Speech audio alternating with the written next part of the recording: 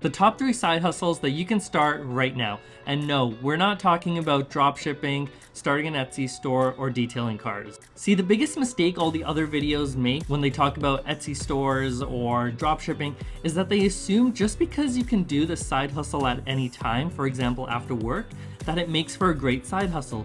But that's not the only criteria when deciding what's a great side hustle and which one you should start. It's more complicated than that. And in fact, if you're thinking about starting a side hustle, you should actually be looking to see, are you maximizing your current income right now before you even think about starting a side hustle?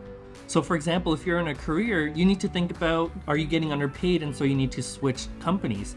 Or can you pick up a few extra shifts and make a few extra $1,000 a month? And then once you've maximized that current income, then you can start thinking about, okay, what else can I do? What's a side hustle that I can start with the remaining time that I have? Now that you've maximized your current income, think about this new side hustle that you want to start and think about what your end objective is. Is it to save a few extra dollars so that you can save it for a down payment on a house, or maybe you want to save extra for retirement and achieve financial freedom even faster?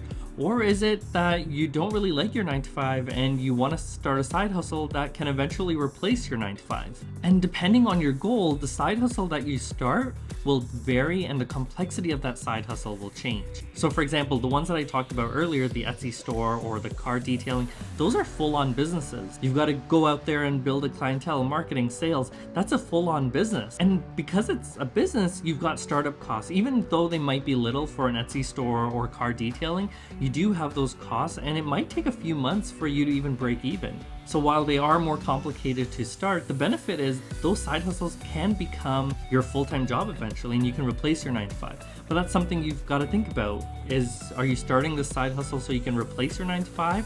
Or are you doing it so you can supplement your income? Now, if your goal is to make some extra cash so you can save more and invest it to get to financial freedom even faster, here are the top 3 side hustles that you can start right now.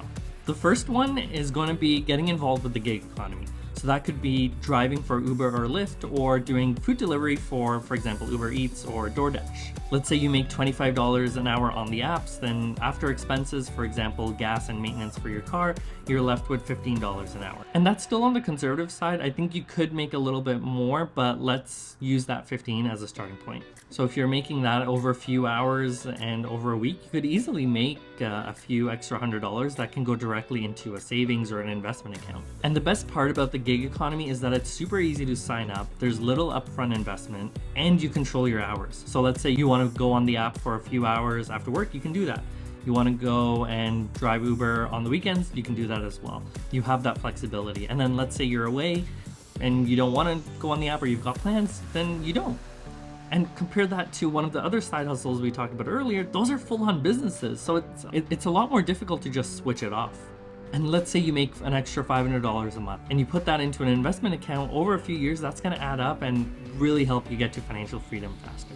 The second one is more of a hybrid because it's easy to start, but at the same time, you could grow it into a full-time business if you wanted. And this essentially is consulting or a personal small business. And what I mean by that is look for ways that you can take your existing skill set and earn more income in other ways. For example, if you're a CPA, you might start a bookkeeping or a tax preparation company. So one of the things that I did was I actually facilitated CPA courses, so students who were going through the program.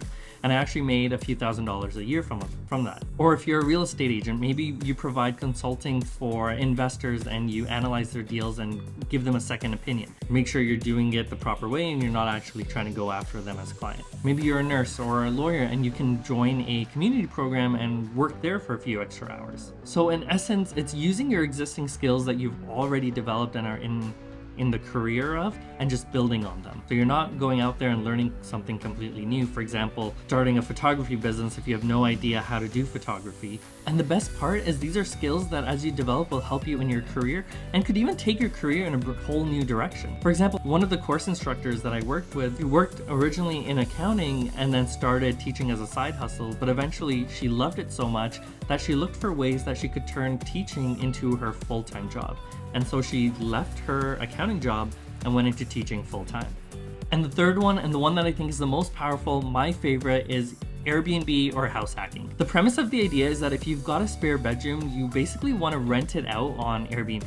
This is what we did in our 20s, and it basically paid for our travels throughout the time that we were living in downtown Toronto. Now, the benefit of doing Airbnb on your spare bedroom or house hacking is that it lowers your overall living costs, and so you have extra money that you can either use towards savings for a house, saving for retirement, getting to financial freedom faster. And the best part about Airbnb is you have flexibility as well. For example, if you want to block off certain dates where people can't book, you can do that. And then that way you have privacy. Now, the downside is that you do lose a lot of privacy, but if that's something you're okay with, I think this is super powerful and a great way to make a lot of extra cash.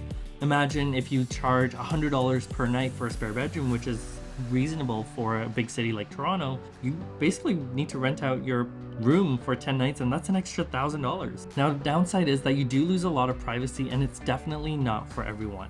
It worked for us when we were younger. We were straight out of school, so it was our first place, and we were still used to the idea of living with roommates. But definitely, I don't think this is something that we would do now.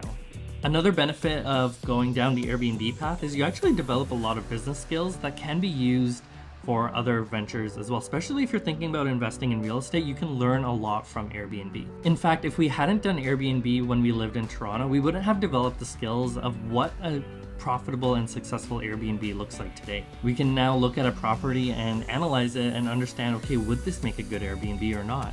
In fact, we were looking at a property not too long ago, and we were like, oh, it'll make such a great Airbnb because of the area and all the houses surrounding it.